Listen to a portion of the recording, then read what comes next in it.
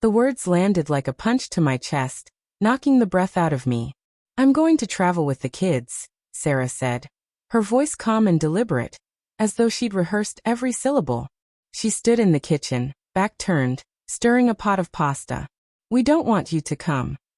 My fork stopped midair, the piece of chicken cooling between the tines. From the living room, the children's laughter floated toward us, a bright sound that clashed with the sudden frost in my veins. Good luck. I managed, my voice hollow and thin. What else could I possibly say when the world had just shifted under my feet? The kitchen smelled of garlic and simmering tomatoes, a deceptive illusion of normalcy. She didn't turn around. Her squared shoulders told me this wasn't a spur-of-the-moment choice.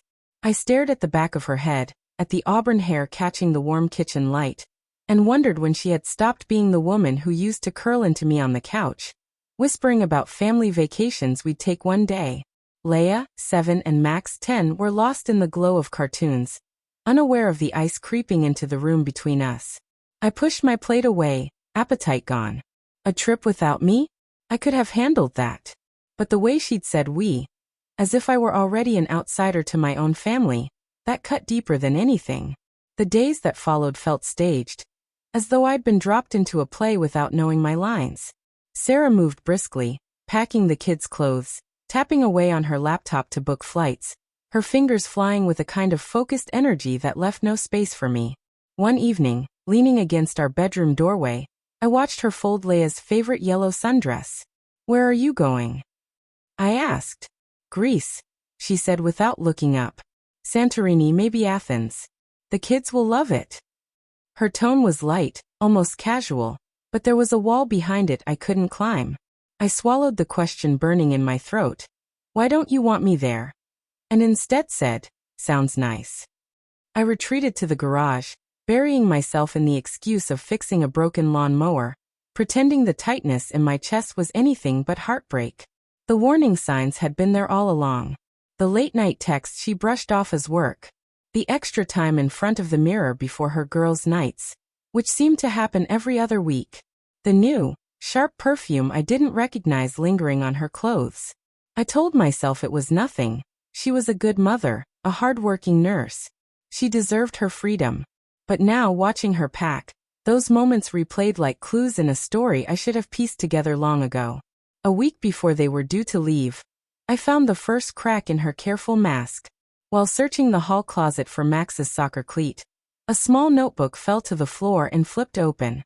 Her neat, looping handwriting filled the pages. I wasn't proud of reading it, but then I saw the name. Evan. Evan says the cliffs at sunset are magic, she'd written. He wants to show us. The words seared into me. My hands shook as I closed the notebook and shoved it back. Evan, her co-worker. The charming doctor with the easy smile. We'd had him over for dinner once, and I remembered the way his gaze lingered on her just a little too long. I'd laughed it off back then. Now it felt like a knife twisting. That night, after the kids were asleep, I found her on the couch scrolling through her phone, the glow from the screen lighting her face. Who's Evan taking to Greece? I asked quietly, trying to keep the accusation from spilling over. Her thumb froze above the screen. What? She said, but her eyes flicked away. Evan. From work. I saw your notes about him. Her face hardened, but I caught the flicker of panic in her eyes. You went through my things? She shot back, deflecting. That's not the point. Are you? Is there something going on? My voice cracked under the weight of the fear I'd been swallowing. She stood, crossing her arms. You're being paranoid. Evan's just a friend. He's been to Greece and gave me some tips. That's all. The words were too neat, too polished, like she'd practiced them in front of a mirror. Then why can't I come? I pressed, searching her face for some trace of the woman I'd loved. She looked away, her jaw tightening. Because I need space. The kids and I need this. Her voice softened, but it wasn't for me. It was for herself, a quiet justification she could live with. I wanted to shout, to demand the truth, but her words pinned me where I stood. Space from me. The days blurred until their departure. I drove them to the airport in silence. Leia wrapped her arms around my neck, holding on tight.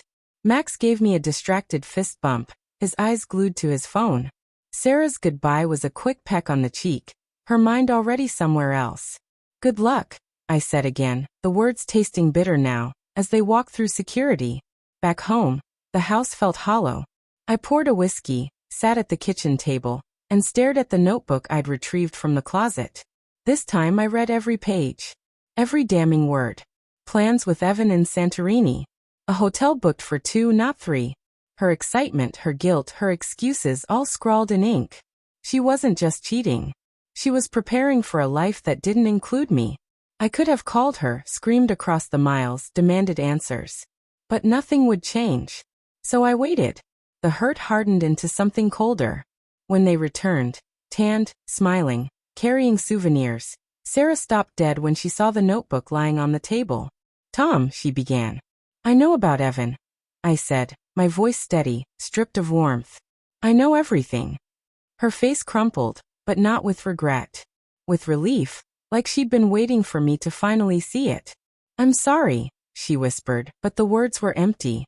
The kids came running in, laughing, unaware that something had already broken beyond repair.